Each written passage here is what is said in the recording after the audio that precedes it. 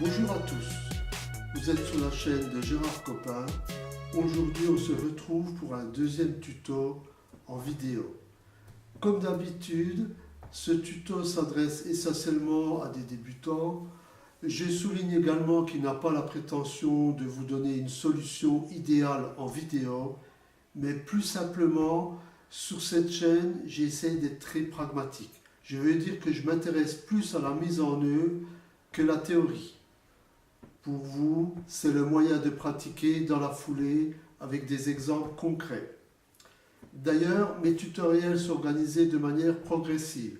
Je vois des youtubeurs parler d'hyperfocale en 5 minutes, de post-traitement, pour ensuite parler de l'exposition au bout de la 30e vidéo, et les internautes poser la question du débutant: pourquoi mon ISO clignote? Dans ce cas, vous perdez votre temps et vous vous découragez.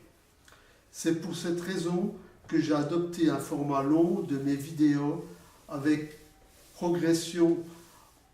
Enfin, si vous êtes abonné et toujours là, c'est que vous avez compris que progresser en photo, retouche photo ou vidéo, ça demande une forme d'investissement. Je vous encourage donc à continuer dans cette voie. Je ne recherche pas des abonnés intéressés par le sensationnel, mais des abonnés soucieux de progresser. Donc, c'est parti avec ce tuto, ma première vidéo avec mon réflexe.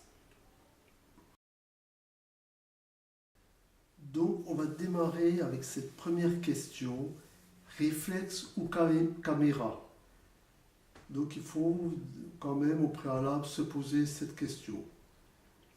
Donc, finalement, le réflexe n'est pas, contrairement à ce qu'on croit, l'enfant pauvre du cinéma. De plus en plus, les professionnels comme Zone Interdite, Nouvelle Star, Télématie ou encore Docteur Ous ou 24 heures chrono filment avec des appareils photo réflexes de type par exemple Canon OS 7D, 5D ou un D Mark IV, etc. Forcément des appareils haut de gamme. L'avantage du réflexe est de posséder un grand capteur avec la possibilité en plus de changer d'objectif. Comme ça, vous pouvez obtenir des perspectives différentes. À ce sujet, le film L'œil de l'astronome de Stan Newman, je crois, a été réalisé à l'aide d'un réflexe. Aucune caméra ne donne un rendu suffisant lorsqu'il est question de filmer à la lumière de la bougie et des lampes à huile. Dans le film en question, on est vraiment scotché par la qualité de rendu. Enfin, je ne vais pas m'étendre plus sur le sujet. Néanmoins, en ce qui me concerne, je préfère investir dans du matériel réflexe de qualité que de multiplier les achats. Enfin, je veux dire, pour un même budget, d'avoir réflexe et caméra de moindre qualité. Maintenant, si vous faites du film, vous pouvez vous poser la question différemment, bien entendu. Moi, je m'adresse essentiellement à des gens qui font de la photo et qui ont un réflexe. D'ailleurs, c'est le but de cette vidéo. Comment passer de la photo à la vidéo grâce à son réflexe. Voilà, donc on continue. Alors la première chose, il va falloir préciser à votre réflexe qu'on va travailler, shooter en mode vidéo. Alors pour ça, en principe, sur tous les réflexes, vous avez un petit bouton qui va permettre de passer du mode photo au mode vidéo. Donc par exemple ici sur ce type d'appareil, bon, néanmoins on retrouve vraiment souvent ce type de molette avec MSAP dessus, les modes auto, etc. Et sur ce type de molette, on va avoir un petit icône. Donc ici on le distingue bien, c'est l'icône qui se trouve ici. Et donc soit c'est un petit morceau de film ou une caméra ou toute autre icône qui peut nous faire penser au cinéma. Donc c'est cette icône-là qu'on va utiliser pour connecter l'appareil en mode vidéo. Néanmoins, au préalable, il va falloir faire quand même quelques réglages en ce qui concerne votre menu. On a un bouton qui permet d'aller dans un menu le menu de votre boîtier. Bon, je vous rappelle que vous avez forcément une notice explicative, mais on va voir rapidement différents points importants. Donc, en premier, je vais définir le format que je vais utiliser, hein, le format adopté par défaut. Donc, il est évident que le plus souvent, c'est un format 16 neuvième. On appelle ça aussi format paysage, format cinéma, etc. C'est le format utilisé par les écrans de télévision ou d'ordinateur.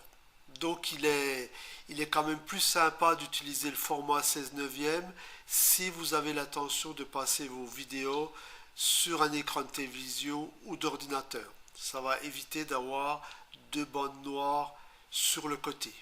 Ah, donc ça c'est la première chose.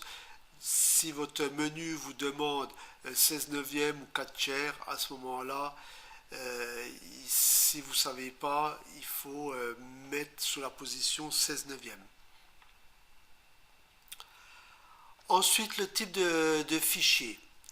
Donc si vous avez sur votre boîtier AVC H.264, a priori actuellement c'est le plus performant.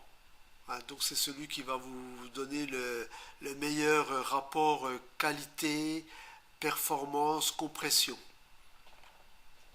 Alors maintenant c'est pas forcément utilisable sur tous les réflexes. Dans ce cas-là, vous n'aurez pas d'autre choix de passer en MP4. Hein, donc derrière, le format juste qui précède le AVC, c'est le MP4 en 16 neuvième bien sûr, hein, parce que le MP4 peut ne pas être en 16 neuvième. Donc ça c'est important de connecter votre appareil avec ces valeurs-là. Ensuite, on a la taille de l'image. Le plus intéressant, c'est de passer en 1920 points par 1180p, en 24 bits. Bon, je dirais que c'est un grand classique. C'est ce qu'on appelle également le full format, hein, plein format si vous préférez. Hein, sachant que le HD normal, à la haute définition, c'est 720 points. Donc quand on est en 1080, on est en full HD. Hein, c'est encore au-dessus du HD classique. Donc si vous avez la chance d'avoir cette position-là, qui peut le plus, peut le moins, donc tant qu'à faire, autant utiliser ce format-là. Maintenant, si vous avez du 4K, attention parce que le 4K peut pour l'instant poser encore des problèmes dans le sens où ça va demander énormément de ressources. Hein, donc si vous l'utilisez sur une vidéo, enfin sur un ordinateur qui n'est pas équipé d'une carte graphique, ça ne sera pas très fluide, hein, ça risque de saccader. Idem pour certaines télévisions. Hein, donc il faut vraiment, le 4K va être réservé pour l'instant vraiment à des utilisations très particulières où il faut vraiment vous assurer derrière que la chaîne a des appareils qui vont être amenés à utiliser le 4K peuvent vraiment le supporter. Hein, autrement, c'est pas très intéressant. Alors, le nombre d'images par seconde, là, on sera le plus souvent en 25 images par seconde. Si éventuellement, au niveau de vos vidéos, vous avez l'intention de les retoucher, alors là, je vous conseille, enfin de faire des ralentis, je veux dire, excusez-moi, des ralentis, donc à ce moment-là, il faut passer en 50 images par seconde. Ouais, mais si ce n'est pas le cas, le 25 images secondes conviendra et va donner des résultats intéressants dans la plupart des cas. Le taux de données, alors bon, cette valeur-là, on ne va pas forcément la trouver au niveau de votre boîtier, hein, ça va dépendre du fabricant.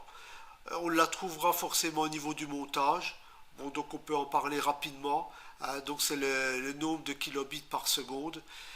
Sachant que si votre vidéo est destinée à YouTube, YouTube ne gère pas des valeurs de 18 000. Donc, en général, on ne passera pas la barrière des 8 kilobits par seconde. 5 000, 8 000 kilobits par seconde. Voilà, donc ça peut être un réglage que vous allez utiliser au moment du montage.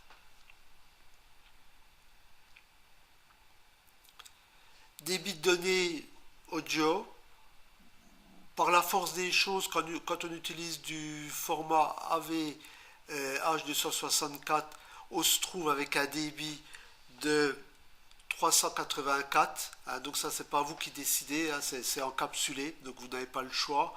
Sachant que si vous avez un débit de 192 pour la voix humaine, je dirais pour beaucoup de choses, hein, ça c'est la qualité d'un DVD, ça va convenir parfaitement. Hein, jusqu'à 128 kilobits par seconde, on n'a pas de souci. Hein, donc, bon, ça c'est une valeur où on va passer très rapidement, hein, sachant que ça pose rarement des problèmes.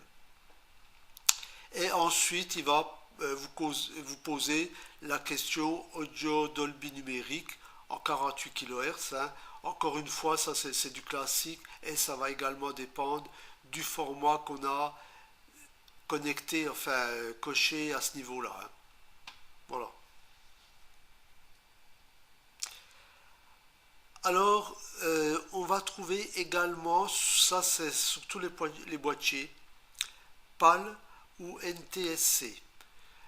Donc forcément, parce que suivant les pays, hein, les boîtiers aujourd'hui sont fabriqués un petit peu pour être vendus partout sur la planète. Hein. Par exemple, Canon construit aussi bien pour les Japonais que les Européens, que les Américains. Et donc de ce fait, tout le monde n'a pas la même norme. Donc nous, sachant qu'on est sur la norme européenne, c'est la norme PAL. Donc je vous conseille vivement de mettre la norme PAL, hein, ça on n'en parle pas souvent, mais si vous ne faites pas ça, vous pouvez au niveau de vos vidéos avoir des scintillements quand vous filmez en intérieur, hein, à cause des lampes qui, elles, n'auront pas la bonne fréquence par rapport à votre vidéo. Hein, donc ça peut vraiment créer des problèmes. Donc de toujours bien vérifier si vous êtes bien en PAL. Hein, parce que si ce n'est pas le cas, souvent c'est un problème difficile à... On ne sait pas trop pourquoi ça scintille et c'est difficile de trouver le pourquoi du comment.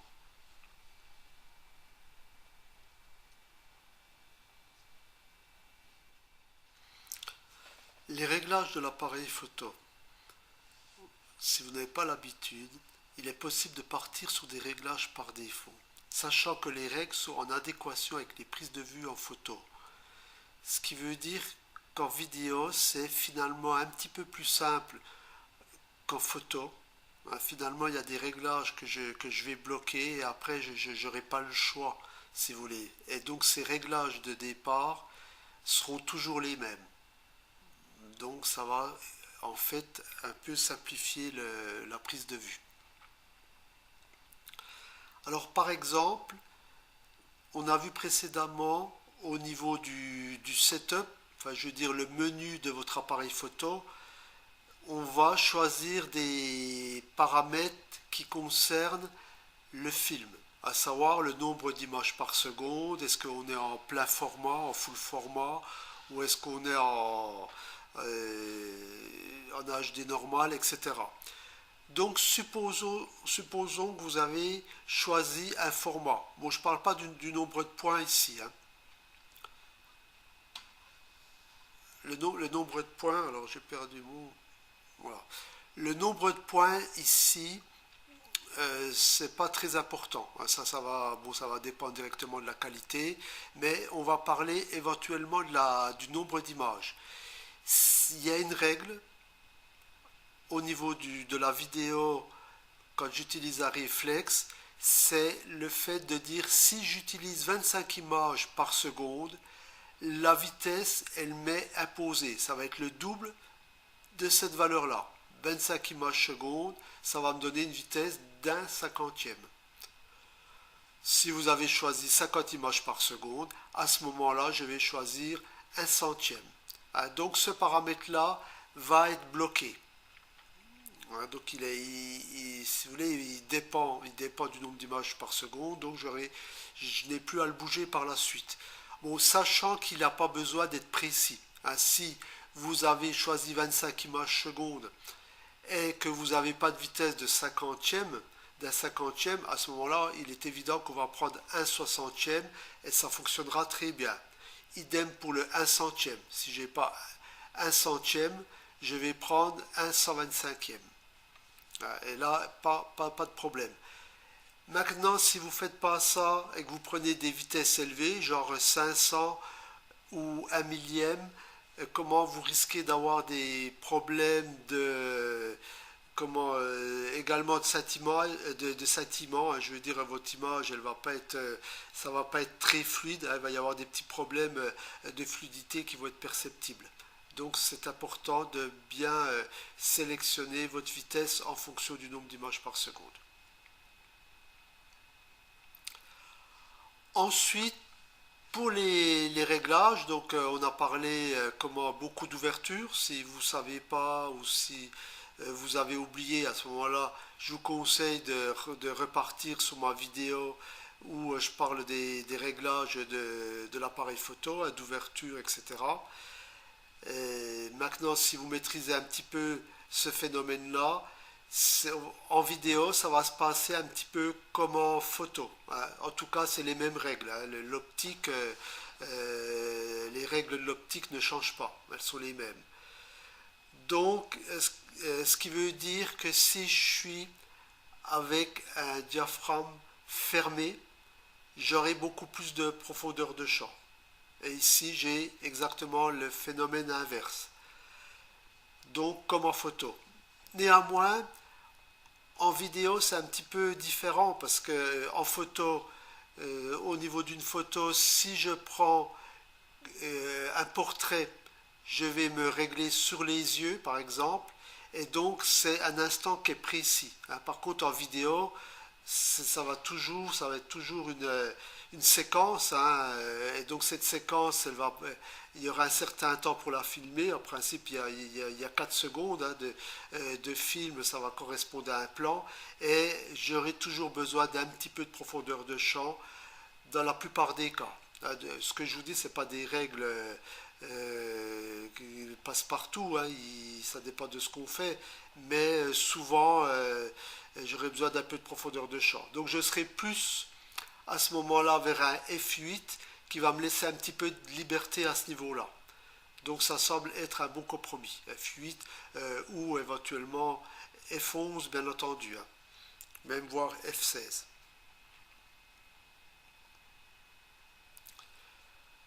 Alors, au niveau des réglages, bon, souvent au niveau des ISO, hein, donc de la sensibilité, je n'ai pas vraiment, si j'ai pas de problème de lumière, le 100 ISO, bon, forcément, est un bon compromis, hein, c'est ce qui donnera le meilleur résultat. Mais si je manque de lumière, j'évite quand même de passer au-dessus de 800 ISO pour un capteur normal. Bon, sur un CMOS, je peux aller jusqu'à 1200. Je gagne toujours un peu plus au niveau de l'ISO. Au-dessus, je risque d'avoir trop de bruit électronique, hein. Donc ça, c'est à vous de voir. Bon, maintenant, c'est toujours pareil, ça dépend du type de vidéo, hein. Si c'est une vidéo de sportive, bon, le bruit électronique sera moins gênant que pas suffisamment de lumière, par exemple, hein. Donc, si j'ai de la lumière, ISO 100 semble un bon compromis. Alors, la balance des blancs. Alors, j'évite si possible la balance des blancs automatique. En effet, lors des travelling, hein, je veux dire, si vous êtes en train de filmer, on peut être amené à bouger le pied, hein. J'utilise souvent un trépied et je peux faire ce qu'on appelle un travelling, à bouger doucement au niveau de mon décor. Et donc à ce moment-là, la balance des blancs peut très bien changer, hein. Ça va dépendre de comment va réagir votre appareil, hein. Si vous êtes en mode automatique, vous filmez dans une salle, vous avez souvent une dominante jaune. Si vous bougez, parce que votre sujet, hein, par exemple, je pense au sport néanmoins, si votre sujet évolue dans la salle et qui se trouve près d'une fenêtre, avec un éclairage naturel, à ce moment-là, votre balance des blancs automatique va changer. Et donc au niveau de vidéo, le jaune va tourner tout de suite au blanc, hein, donc ce qui sera très très gênant. Hein, si vous voulez, il vaut peut-être mieux avoir constamment un petit peu de jaune et de corriger en montage, hein, parce qu'aujourd'hui les logiciels de montage savent très bien corriger la balance des blancs, que d'avoir des plans qui changent de couleur, hein, parce que là ça sera très très difficile de corriger. Donc, si, suivant le cas, hein, vérifiez bien si vous avez différentes sources de lumière. À ce moment-là, je vous conseille vivement de prendre quelque chose de plus neutre possible. Et à ce moment-là, on fera la correction au montage.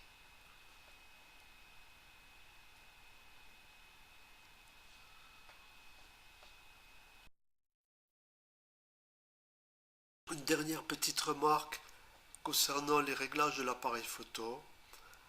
Attention de ne pas pousser les valeurs des paramètres supplémentaires, style contraste. Aujourd'hui, sur les boîtiers, on a énormément d'options HDR, etc. En vidéo, il est plus simple de ne pas trop toucher j'allais dire presque des gadgets. Et éventuellement, encore là, au montage, il sera plus simple de rectifier des valeurs qui seront au contraste minimum que l'inverse. Hein, si vous commencez à booster des paramètres de contraste, à ce moment-là, ça va être beaucoup plus difficile d'amener des corrections au niveau du montage vidéo. Hein. Attention, le montage vidéo n'est pas un traitement post-traitement. Hein. Je veux dire, les couleurs, tout est fixé. Hein. Donc, je ne peux plus agir. Donc, si vous avez des hautes lumières qui sont brûlées ou etc. Hein, donc là, vous ne pourrez pas rectifier. Une petite parenthèse aussi concernant votre carte mémoire. Attention de prévoir une carte mémoire suffisante. On n'est plus sur une image, hein, on est sur 25 images secondes, donc ça va très très vite. Et donc les vidéos consomment des ressources. Bon, par exemple, une carte SDHC de 32 Go hein, en rapide. Hein, en principe, il faut que ça soit une carte qui soit de 80 mégaoctets par seconde, coûte aujourd'hui moins de 20 euros. Hein, donc il ne faut pas vous en priver si vous ne voulez pas avoir de problème. Hein. Maintenant, attention quand même à la capacité, surtout si vous dépassez 32 Go, et même dans des appareils récents, hein, les BIOS des appareils ne gèrent pas forcément des cartes supérieures à 32 Go. Hein, donc ça, c'est vraiment voir avant hein, ou poser la question. Canon a envoyé un mail. Bon, moi je l'ai fait à un moment donné pour un Canon. Je ne savais pas. On m'a renvoyé un courrier comme quoi c'était possible. C'était pas marqué dans la doc. Hein, donc, vérifiez avant d'acheter la carte si au préalable si la capacité max est autorisée par votre boîtier. À présent, on va voir je vous ai fait un petit récapitulatif des réglages. Hein. Donc avec ce petit récapitulatif, vous avez tous les réglages pour démarrer votre film. Donc bon, ça c'est sur mon boîtier, hein. Donc j'ai pas le choix, j'ai pas plusieurs boîtiers. Donc au niveau des réglages, donc ça sera peut-être à adapter suivant votre boîtier, mais les paramètres en principe ne changent pas. Hein. La technique est la même. Donc je vais régler avant de démarrer ma vidéo le ratio d'aspect 16 neuvième. Donc on a vu que c'était le format cinéma. Ensuite, je prends le AVC HD si je peux, ou éventuellement le MPEG 4. Ensuite, je mets en mode de prise de vue manuel. Donc là encore, si vous voulez, au niveau de la vidéo, ça peut, si vous êtes en train de filmer et que votre autofocus n'arrive pas à se régler, il va se mettre à patiner dans la choucroute, comme on dit. Et donc là, il va faire du bruit pendant X temps, enfin votre vidéo sera vraiment destroyée. Donc attention au mode de prise de vue manuel. Bon, moi sur mon boîtier, si je mets autofocus en continu, ça fonctionne. Alors, en principe, si je me mets en lumière, bon, je le connais quand même relativement bien et je sais quand est-ce qu'il va avoir des difficultés. Par contre, si vous n'êtes pas sûr, n'hésitez pas à passer en manuel, hein. On verra que c'est possible de calculer sa profondeur de champ et quand j'ai calculé ma profondeur de champ, je sais qu'il y a une zone où je serai net. Et donc là, j'ai plus de problème d'autofocus, je m'en occupe plus. Donc au niveau du triangle d'exposition, ben là c'est simple. Si vous avez mis, si vous êtes sur 50 images secondes, on va avoir une vitesse de 100, on n'a pas le choix. Donc je vous rappelle que c'est deux fois le nombre d'images par seconde. Donc là j'ai 50, je mets 100. Si j'ai 25, 2 fois 25, ça me fait 50, ou éventuellement 60 si vous n'avez pas 50. Donc ça, c'est réglé et on n'en parle plus parce qu'on n'a pas trop le choix. Et après, je vais agir sur ces deux paramètres pour pour être équilibré au niveau de ma lumière. Donc, je peux éventuellement me mettre sur F8, F16 pour avoir une profondeur de champ moyenne. Et je peux me mettre...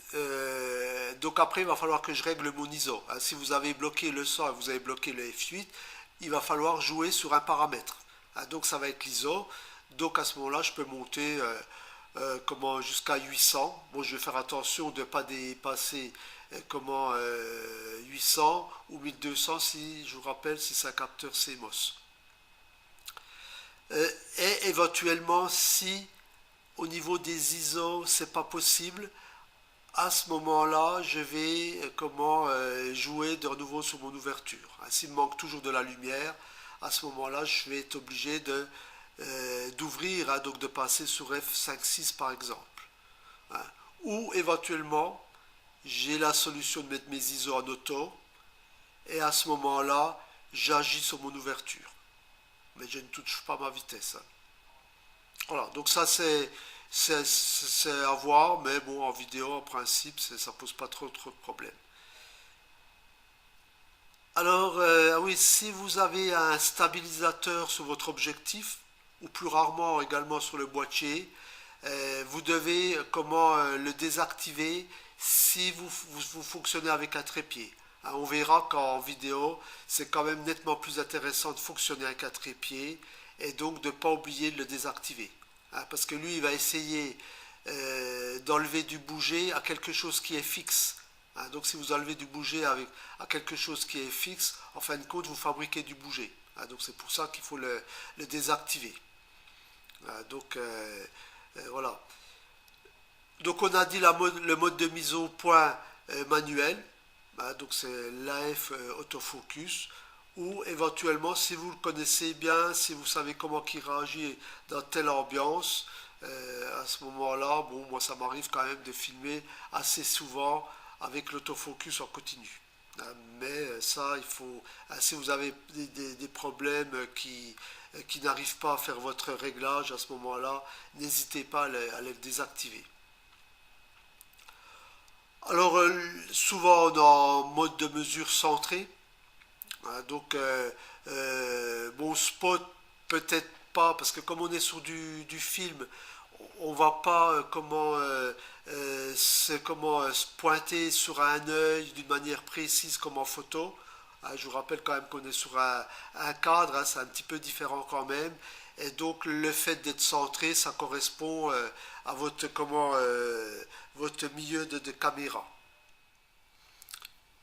Je me doute bien que vous n'avez pas l'intention de faire un film du style Interstellar ou Star Wars.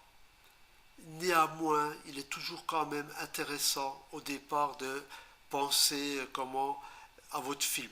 Hein. Bon, quand je dis préparer le tournage, c'est peut-être pas le préparer forcément étape par étape, mais néanmoins, si par exemple vous avez l'intention de filmer un mariage, un événement sportif, etc., alors il est quand même important de se préparer. Donc ça veut dire, avant de démarrer, je prends en principe deux choses en compte. deux choses qui sont très fondamentales. Réaliser une vidéo consiste à raconter une histoire. Donc ça veut dire début, développement et conclusion. Si mes scènes ne sont pas raccordables, il ne sera pas possible de raconter une histoire. Donc raccordable, quand je dis raccordable, ça veut dire au montage. Et on a toujours, quand on fait des films, si on veut que le film ressemble un petit peu à quelque chose, on a derrière une phase de montage obligatoire. Et donc il va falloir penser à faciliter cette phase de montage. Donc ça c'est très important. Alors, lors de la prise de vue, je pense à mon montage. Ce qui veut dire que je réfléchis aux différentes étapes et à la cohérence du montage, au déroulement. S'il manque des scènes, ça ne sera pas possible également de raconter votre histoire. Donc si au moment du montage, il y a une partie importante qui explique quelque chose de fondamental, si elle est absente, vous n'aurez pas de solution. Donc voilà, par exemple, raconter une histoire. Donc ici, on voit bien en trois étapes, je vois bien la progression. On se rend bien compte que quelqu'un est en train de gravir la montagne. Donc on voit un premier plan d'ensemble, on voit les deux personnages. Là, je vois un personnage qui est un peu en difficulté. Et donc, tout de suite derrière, je vois le deuxième personnage qui m'aide à comprendre qu'est-ce qui se passe. Donc, si vous voulez, l'enchaînement ici, on est obligé de le faire dans un sens si on veut que ça soit cohérent. Vous ne pouvez pas, si vous mettez ce premier plan en premier, ça va poser un problème de compréhension, surtout pour la personne qui ne connaît pas et qui va regarder votre vidéo. Donc ça, c'est important d'en tenir compte. Et donc, au montage, on va retrouver l'enchaînement des scènes. Donc là, j'ai le logiciel Shotcut qui est démarré et donc qui nu comment ici, je vais pouvoir faire mon montage. Donc je pense montage quand je réalise ma première vidéo en tout cas. On va voir à présent quelques règles de tournage. Contrairement à la photo, lors de mes vidéos, je ne change jamais le format paysage en format portrait. Enfin, je veux dire, je ne tourne pas mon boîtier de 90 degrés au risque de me retrouver avec deux bandes noires latérales au montage. Du fait qu'on est en format rectangulaire à plat, si je tourne l'appareil, je ne pourrai jamais faire rentrer ma vidéo dans le cadrage. Donc voilà ce que ça va donner par exemple. Ici, j'ai tourné mon boîtier et donc je vais me retrouver. Bon, après, il y aura plusieurs manières de le gérer au niveau du montage vidéo, mais dans tous les cas, je vais me retrouver avec deux bandes noires ici. Et donc ça, c'est pas très sympa. Donc, je m'embête pas, je reste toujours sur un format cadré de cette manière. Donc, bon, ça simplifie finalement le travail. Si vous voulez, même si en photo, j'hésite pas à changer de format ou même à prendre un format carré si je trouve que c'est plus intéressant et que ça met en valeur ma photo. Mais en vidéo, c'est pas le cas. Parce qu'en vidéo, je vais être amené à passer d'une image à une autre et ça ne sera pas agréable si j'ai des bandes qui apparaissent et disparaissent comme ça au niveau de ma vidéo. Alors maintenant, attention au niveau du zoom. Si vous possédez un zoom, c'est utile pour créer un effet spécifique, par exemple zoomer sur un détail particulier, mais très rapidement, déjà, on sait qu'il ne faut pas l'utiliser souvent. En plus, c'est une technique très très difficile à mettre en œuvre. Si c'est pas fluide, c'est absolument c'est désagréable. En plus, si vous faites un zoom sur rien. Bon, ça on le voit souvent, les gens qui zooment, et puis voilà, au bout du grossissement, il n'y a rien de particulier. Donc là, c'est vraiment le débutant de base, hein. Donc, je dirais dans un premier temps, n'utilisez pas du tout cette fonction. Ouais, il y a pas mal de choses à faire, déjà à maîtriser au niveau de la vidéo. Donc c'est peut-être mieux de quasiment abandonner. Et souvent d'ailleurs dans des films un petit peu pro, on n'a pas de zoom, en tout cas pas de zoom inutile. Alors, stabiliser la prise de vue. Ah bon, en effet, regarder une vidéo qui oscille de haut en bas, c'est super désagréable. Ça vous donne le tournis. Donc ça, vraiment, c'est la première chose, je pense, en vidéo. Il va falloir stabiliser la prise de vue. Donc pour ça, on va utiliser un pied. Bon, là, c'est à vous de voir. Bon, moi, j'utilise ce type de pied. Alors pourquoi ce type de pied? Si vous voulez ce type de pied, il y a deux avantages énormes. Il est équipé d'une tête. Et la tête ici, vous voyez, il y a enfin, sur la partie supérieure ici, je peux déjà faire des rotations. Je maintiens mon boîtier et je peux faire des rotations très fluides. C'est pas une vis qui me sert ma bague, hein, c'est vraiment ma bague qui tourne sur une rondelle très fluide. Et je peux également, quand j'ai débloqué ma boule, hein, si vous voulez, l'ensemble ne va pas tomber, il va tourner d'une manière très gras, hein. Donc je vais pouvoir me balader dans tous les sens. Bon, j'utilise également un autre pied avec deux manettes, hein. Donc bon, j'ai un petit peu horreur de ça parce que c'est soit en X soit en Y. Je trouve ça pas très très pratique. Le joystick est vraiment, à mon avis, un plus. Par contre, au niveau du joystick, il y a une chose quand même à prendre en compte, c'est le fait que si vous posez un appareil photo qui fait un poids relativement important, hein, on a beaucoup de boîtiers qui font 1 kg, 1 kg et quelques. Avec le zoom, on peut arriver presque à 1,5 kg, voire 2 kg. Et si vous avez un boîtier qui fait, si le vendeur vous dit que sa sphère, elle résiste à un boîte de 2 kg et que vous mettez un boîtier de 2 kg, ça sera un déplacement qui ne sera pas très très grand. Donc là vraiment, de veiller à partir sur un boîtier qui supporte au moins 4 kg. Bon, attention, là je ne parle pas de vidéo, hein, je parle de réflexe, hein. C'est vrai que les gens vont dire ben, le joystick c'est peut-être pas tellement intéressant, il existe des trépieds beaucoup plus performants, et ils ont raison, hein.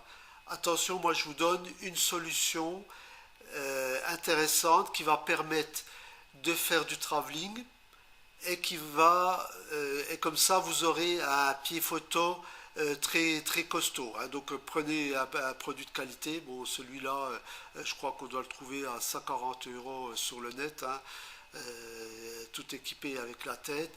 Par exemple, j'ai évité Manfrotto parce que eux ont que des boules qui supportent 2 kilos.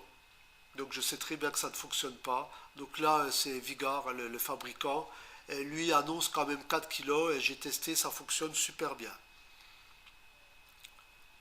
Alors les solutions également, ça peut être le mono, le trépied à un seul pied, le monopode, voilà, je cherchais le nom. Bon là par contre chez Manfrotto, ils ont par exemple celui-ci qui fonctionne super bien. Bon là ça pose pas trop de problème, hein, ça va être tout simplement une tige réglable en 3 ou 4 segments, et ici là, la fameuse vis pour fixer le boîtier. Et donc ça c'est très pratique parce que je peux le glisser un petit peu partout, c'est léger, je peux l'emmener partout, en randonnée, etc. Donc c'est une solution intéressante. Je précise même qu'il existe pour les randonneurs qui font pique et qui font en même temps trépied, hein. Donc ça peut être intéressant également. Alors ici, on va voir une astuce intéressante. Donc cette astuce-là a été fournie par un membre du club, Alain. Hein, s'il voit la vidéo, ben, il se reconnaîtra. Merci pour cette astuce qui fonctionne vraiment très bien. Donc si vous voulez, l'astuce de la ficelle, vous êtes pris à l'improviste, vous devez filmer à la dernière minute. Le problème, vous n'avez pas votre trépied. Comment stabiliser son portable? Vous n'avez pas envie de plan tremblotant ou de faire des vagues, hein, on a dit que c'était vraiment quelque chose d'important. Donc vous avez la solution, je stabilise mon déplacement grâce à une ficelle. Même si ça semble rudimentaire, en vidéo c'est extrêmement efficace. Donc j'accroche ma ficelle à mon boîtier. Donc alors il y a plusieurs manières d'accrocher la ficelle. Bon, si comme moi vous avez toujours votre plaque de trépied en dessous, je peux venir me fixer sur la vis de ma plaque. Ça c'est la meilleure solution. Bon, si c'est pas le cas, je peux faire également me fixer autour de mon objectif. Hein, j'ai souvent ici un endroit où je peux fixer ma ficelle. Et au bout, je mets une rondelle. Bon, je peux comment améliorer le système. Hein, si vous voulez, je pourrais mettre ici comment une agrafe avec faire des nœuds et comme ça, je pourrais régler ma ficelle. À partir de là, vous pouvez améliorer le système, peu importe. Et donc, je vais à partir de là filmer toujours avec la ficelle bien tendue. Voilà, hein, donc ici on voit, hein, donc là on filme avec la ficelle bien tendue. Je vais pouvoir bouger dans ce sens-là, hein, mais toujours en mettant la ficelle sous tension. Et de ce fait-là, je ne vais pas avoir de tremblement. Vraiment, ça semble bricolage, mais j'avoue que vraiment ça fonctionne. J'ai testé, j'ai été étonné du résultat. Hein. En tout cas, la ficelle c'est pas lourd, vous pouvez avoir ça dans votre sac photo. Et si vraiment ben, vous êtes pris de dépourvu, c'est une solution. Hein. Bon, moi je l'emmène désormais toujours avec moi en randonnée. Ça marche d'enfer, le coût est négligeable et le poids est négligeable également. Donc toujours dans les règles de tournage, on a parlé précédemment de la mise au point, donc je reviens dessus parce que ça c'est un sujet quand même important. Au niveau de la mise au point manuelle, l'utilisation de l'autofocus peut donc poser des problèmes lors des vidéos. Si en effet votre autofocus se met à titiller hein, pour trouver la bonne distance focale, ça sera la catastrophe. Donc, dans certains cas, je désactive l'autofocus depuis l'objectif à l'aide du bouton AF-MF. Hein, donc vous avez, alors ça se fait très simplement. Hein, donc à partir de là, vous n'avez plus de réglage automatique et c'est la bague qui se trouve sur l'objectif qui va prendre le relais. Hein, donc il va falloir manuellement régler la bague. Euh, je précise également que sur un hybride, c'est souvent dans le menu de l'appareil photo. Hein. Sur un hybride, souvent on supprime les boutons mécaniques, hein. Tout devient électronique et tout se fait depuis les menus internes de l'appareil. Ah, donc c'est un peu plus long, mais en réalité pas vraiment parce qu'on peut le programmer sur un bouton, etc. Il existe des solutions, voilà, mais peu importe. Mais je vais donc désactiver l'autofocus. Alors si je désactive l'autofocus, il est évident qu'il va falloir régler, il va falloir connaître la zone de netteté. Donc, bon, par exemple, on prend un cas, hein, si vous devez comment filmer du sport, vous savez que le tapis fait 30 mètres de profondeur, donc il va falloir s'arranger pour avoir une netteté qui va de la distance de votre appareil au début du tapis et la netteté devra aller jusqu'à la fin du tapis. Il va falloir calculer. Donc ça peut poser un petit peu des problèmes pour certains, les rebuter. Je vous rappelle qu'à ce niveau-là, il existe un logiciel tout simple, hyperfocal. Donc j'ai expliqué comment il fonctionnait. Enfin, c'est-à-dire j'ai fait une vidéo complète sur l'hyperfocal et j'ai expliqué l'utilisation de ce logiciel-là. Donc, sur ce logiciel-là, je vais mettre tout simplement ma focale, si j'ai un objectif de 50 mm, 100 mm ou un zoom de 200, peu importe. Ici, je vais mettre mon ouverture, j'ai fait mes réglages et je connais mon ouverture. Et ici, je vais mettre à quelle distance minimum que je suis du sujet. Donc là, on voit, si vous voulez, là, c'est le boîtier. D'ailleurs, il est très sympa, ce logiciel-là, parce que en plus, il vous fait un petit dessin pédagogique. Et donc là, je vois, j'ai mon objectif ici, et il me dit que j'ai 11 mètres, ça va m'amener jusqu'ici. En réalité, ce qui est avant 5 mètres, vous l'avez ici, ce qui se trouve avant cette valeur-là sera flou. L'arbre là sera flou. Ce qui sera ici, dans cette zone-là, toute cette zone-là sera nette. D'ailleurs, dans ce cas-là, ici précisément, j'ai pas de problème parce que je vais jusqu'à l'infini. Donc, ce qui veut dire de là à l'infini, je serai net. Donc, après, je peux filmer ici dans cette zone-là et tous mes plans seront nets. Donc, si j'ai mon autofocus qui est désactivé, eh ben, c'est une méthode qui va très bien fonctionner. Donc le logiciel là est téléchargeable sur Android, vous pouvez l'installer sur votre smartphone Android. Si vous avez un smartphone Windows CE, il existe sûrement des applications. Bon, honnêtement, je n'ai pas cherché, je ne peux pas vous donner d'infos, mais en cherchant un petit peu, vous pouvez trouver ce type d'application. Donc ça, c'est vraiment intéressant de le faire. Bon, maintenant, vous pouvez aussi fonctionner avec votre autofocus en mode continu pour pouvoir suivre votre sujet qui évolue. Mais je veux dire, là, il va falloir faire au préalable des essais. J'ai eu un boîtier, bon là, à vrai dire, avec le Sony A7, j'ai été vraiment étonné parce que ça fonctionne super bien. Bon, le boîtier que j'avais précédemment, c'était en quelque sorte l'horreur. À chaque fois, il se plantait et puis il se mettait à pédaler, à titiller, enfin, etc. Voilà, donc ça, c'est à vous de faire des essais et de tester. Voilà, donc je vous rappelle que si vous avez des difficultés avec ces notions de focale, à ce moment-là, je vous conseille vivement de voir ma vidéo, c'était la numéro 7, hyperfocale et bokeh, où j'explique tout ça. Bon, en vidéo, les notions sont identiques, comme je vous ai dit, vidéo ou photo, c'est toujours les mêmes règles de base, c'est les règles de l'optique. Donc vous pouvez vous inspirer largement de cette vidéo-là.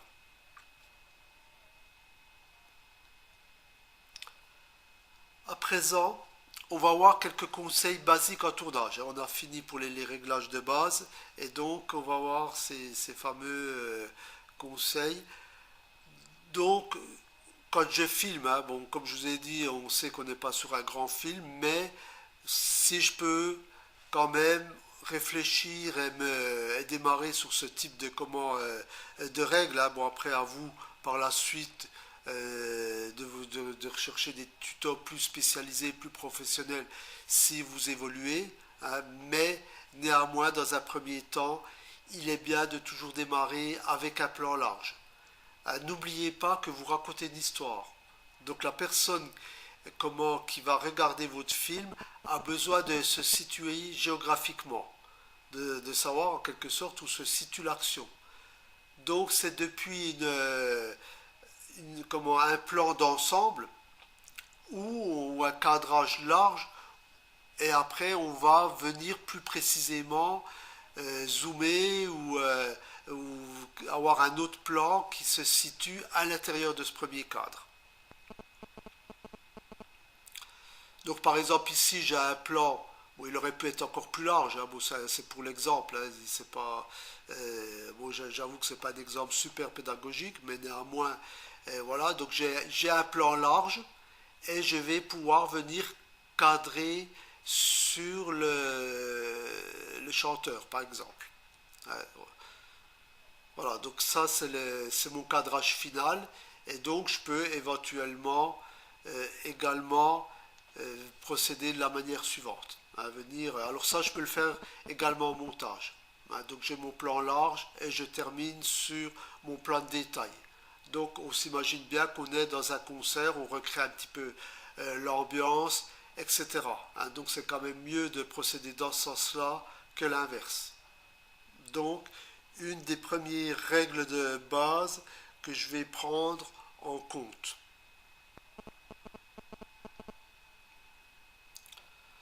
Bon, forcément, les règles de base qu'on a vues dans les différents modules photo restent valables en vidéo. Hein. Par exemple, la classique règle des tiers. Hein. Euh, Néanmoins, attention à la règle qui consiste à laisser de l'espace devant le regard, elle s'avère encore plus fondamentale en vidéo. Hein. On avait vu dans la règle des tiers, donc ça c'était dans la vidéo les règles de base, où on partageait en tiers la photo. Hein, par exemple, ici, hein, donc dans ce type de photo, le regard, je vais lui laisser de l'espace. Hein, je ne vais pas le coller et je vais utiliser la règle des tiers. Voilà, hein, donc là, le regard se situe quasiment sur un point fort. Hein. Je vous rappelle que dans la règle des tiers, l'intersection sont des points forts. Hein, l'horizon également ici se situe bien sur une ligne d'action. Donc, en vidéo, c'est encore plus important. Hein, parce que en photo, c'est possible des fois de ne pas respecter les règles. Hein, parce que j'aurai par exemple une règle de symétrie qui est plus intéressante. Et donc, mais je sais que je ne respecte pas la règle dans ce cas-là. Par contre, en vidéo, comme on a des plans toujours quand même qui sont au minimum de 3-4 secondes, si j'ai pas ma règle des tiers qui est respectée et que j'ai aucune raison de ne pas le faire, ça sera beaucoup plus visible. On va voir à présent quelques règles supplémentaires. Par exemple, attention à la gestion des changements de plan. L'enchaînement des personnages dans le cadrage doit sembler naturel. Si vous cadrez, pour quelqu'un qui va regarder la vidéo, tout doit sembler, on ne doit pas avoir d'inversion, de choses comme ça, qui seront très désagréables. Hein. On voit pas pourquoi, mais pour celui qui regarde, il ne comprend pas, il sait qu'il y a quelque chose qui ne va pas au niveau de votre vidéo, il ne sait pas forcément où est le problème. Hein, mais ça passe pas très bien. Alors, la gestion des changements de plan, par exemple, vous devez autant que possible respecter la perception de l'espace. Donc, quand on dit perception de l'espace, ça veut dire que pour un espace donné, il est très simple d'imaginer un axe de 180 degrés. Et la règle consiste à filmer toujours du même côté par rapport à cet axe. Si je n'applique pas la règle, j'aurai un effet désagréable, hein, c'est-à-dire des plans qui semblent ne pas appartenir à la même scène, etc. Et si c'est pas possible, j'ai toujours la solution d'ajouter un plan autre entre les deux prises de vue. Bon, en clair, on va voir un petit peu ce que ça donne, cette fameuse règle des 180 degrés. Ici, je dois filmer mes deux personnages qui se trouvent ici, le bleu et l'orange. Donc, éventuellement, je peux me balader autour de mes personnages. Hein. Je peux, par exemple, ma caméra peut très bien filmer mon personnage bleu ici. Je peux bouger et avec ma caméra, mon réflexe, je peux filmer la personne orange, etc. Ou je peux même passer de l'autre côté et aller filmer la personne en bleu, ou je peux aller la filmer ici. mais la règle des 180 degrés me dit que je ne dois jamais passer de l'autre côté. C'est-à-dire si j'ai décidé de filmer dans la zone verte, je filme toujours dans la zone verte. Donc si l'on franchit la ligne de 180, on inverse la position du sujet. Donc c'est très simple à comprendre. Si je prends ma caméra et que je filme comme ça, j'ai bien mon personnage bleu qui va se trouver à gauche de ma caméra et mon personnage orange qui se trouve à droite de ma caméra. C'est ce que j'ai ici. A l'inverse, si je passe avec ma caméra de l'autre côté, je ne vais pas y arriver, avec mon appareil réflexe de l'autre côté, je vais avoir ma personne orange ici à gauche et ma personne en bleu à droite. Ce qui va me donner cette photo-là. Et donc, le fait de passer d'un film d'une séquence à une autre séquence, d'un plan à un autre plan, je vais passer de cette image à cette image. Et c'est ce qui va faire que j'aurai un effet désagréable. Voilà ce que ça donne en gros. Par exemple, j'ai cette personne qui discute avec celle-ci, et donc je veux filmer ça. Donc, je vais, avec ma caméra dans la zone verte, filmer la personne qui se trouve à gauche. Voilà, donc je filme bien avec depuis cette position-là. Ensuite, je passe dans la zone rose et je filme la personne à côté. Et à ce moment-là, quand je regarde mon film, au niveau de l'enchaînement, j'ai cet enchaînement-là. Et donc cet enchaînement-là est désagréable. Si vous voulez, normalement, si je reste bien dans ma zone verte, voilà ce qui va se passer. Je filme une première fois de cette position-là, une deuxième fois de cette position-là, et donc après, au montage, c'est comment reconstituer en quelque sorte la scène dans le sens où les deux personnages se regardent. Si vous respectez pas la règle des 180 degrés, donc je vous rappelle que votre axe de 180 degrés se situe là, je veux dire si vous passez dans la zone rose, à ce moment-là, vous aurez cette séquence-là, qui n'est pas très agréable. Maintenant, supposons que vous n'avez pas le choix, pour une raison X, vous êtes amené à passer dans la zone hors des 180 degrés, derrière la ligne des 180 degrés. À ce moment-là, il existe quand même une solution intermédiaire. C'est ce qu'on appelle la solution du plan neutre. Donc, dans ma première vidéo, j'ai respecté la règle des 180 degrés. Donc, j'ai un premier plan. J'ai pas respecté, excusez-moi, j'ai pas respecté la règle des 180 degrés. Donc, j'ai un premier plan ici. J'ai un deuxième plan où les personnes ne se regardent pas, donc c'est relativement désagréable. Et j'ai ici ce qu'on appelle un plan neutre. Le plan neutre, ça serait un gros plan sur sa tasse à café, qui me semble un petit peu grosse, mais bon. Voilà, donc ce que je vais faire, tout simplement, je vais, entre mes deux scènes, je vais mettre mon plan neutre. Donc, lorsque le film va se dérouler, j'aurai un premier plan, j'aurai le deuxième plan et j'aurai mon troisième plan où je ferai moins attention au raccordement, sachant que votre cerveau, entre-temps, il a vu cette scène-là. Donc, je vais très bien rajouter un plan neutre pour pallier ce type de problème. C'est une solution relativement connue.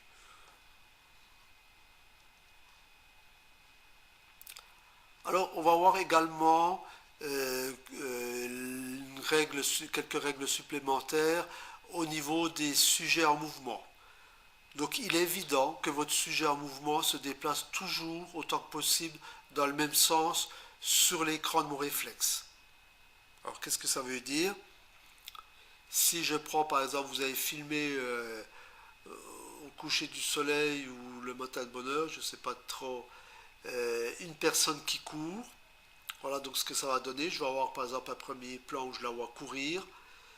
Je vais être obligé de me déplacer pour suivre le mouvement. J'ai un deuxième plan. Et après, je dois me déplacer différemment. Et là, j'ai un troisième plan qui ressemble à ça.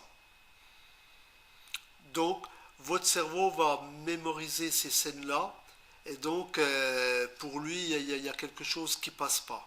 Hein. Et en plus, donc là, en quelque sorte, je veux dire, en plus, vous allez avoir votre dernier plan où, à ce moment-là, vous allez rectifier un petit peu le tir, hein, parce qu'on se retrouve dans le même sens. Donc, il faut bien faire attention de bien avoir un enchaînement cohérent. Je veux dire, avoir votre personnage qui se déplace toujours dans le même sens.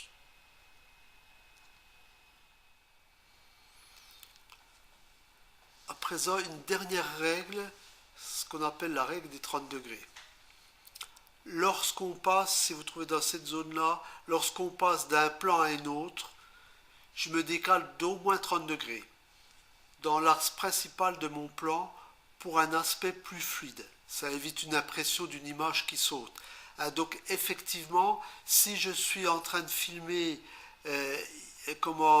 une scène ici et si je bouge quasiment pas et je reprends ma deuxième scène, je vais avoir mon image qui va se trouver un tout petit peu décalée.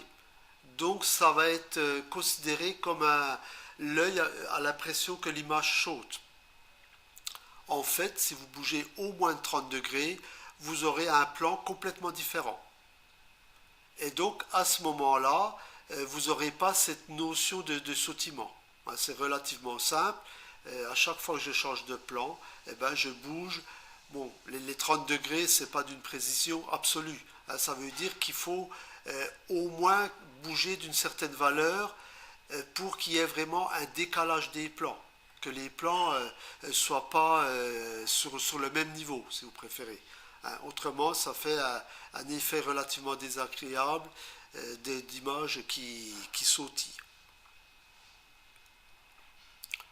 Donc on a fini au niveau des règles. Bon, une chose encore, c'est le fait de dire que bon, il existe des bons logiciels de montage vidéo où on peut faire des prouesses. Néanmoins, c'est quand même plus simple de visualiser ces ruches. Quand je dis les ruches, si vous voulez, c'est toutes les scènes que vous avez filmées sur place. Et bon, même si c'est pas trop confortable quand on fait ça sur le LCD du réflexe, de ce fait, je vois quand même les problèmes. Et je peux reprendre une scène s'il y a des problèmes. C'est plus simple d'effacer une scène qui n'est pas bonne, de la refaire sur place, que de passer un temps incroyable en bidouillant au montage votre scène. Ça, vous allez vous rendre compte que le montage vidéo, c'est une opération pas forcément compliquée, mais où on perd beaucoup de temps. Et si on a trop de bidouillage, le résultat n'est pas forcément super bon. Donc, de penser à acheter un œil et de vérifier toutes vos scènes avant de remballer votre matériel en quelque sorte. Alors donc on a fini. Bon, en annexe je vous ai mis quand même un petit peu un résumé des termes barbares.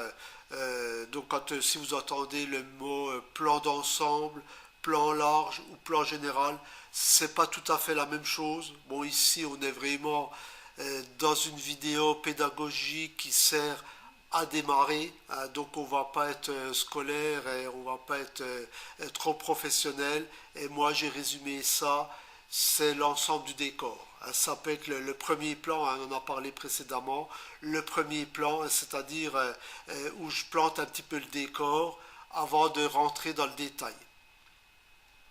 Après j'ai le gros plan. Bon, le gros plan, comme vous en doutez, ça consiste à cadrer, à isoler un objet. Ça peut être l'élément principal de votre vidéo. C'est souvent un visage ou une partie du corps, la main d'une personne par exemple. Mais ça peut être des tas de choses ou des objets. Plan de coupe ou plan neutre. Bon, on a parlé un petit peu au niveau d'un plan neutre, ce fameux plan qui servait en quelque sorte à meubler entre deux plans qui se raccordent pas très bien. Donc le plan qui servira à relier deux autres plans au montage. Hein. Vous avez deux scènes vraiment différentes. Entre-temps, je peux avoir un plan neutre qui vient s'intercaler. Alors le plan américain, bon, le sujet est coupé à mi-cuisse. C'est ce que vous avez ici. Bon, je l'ai mis parce que j'ai trouvé ça marrant. Hein.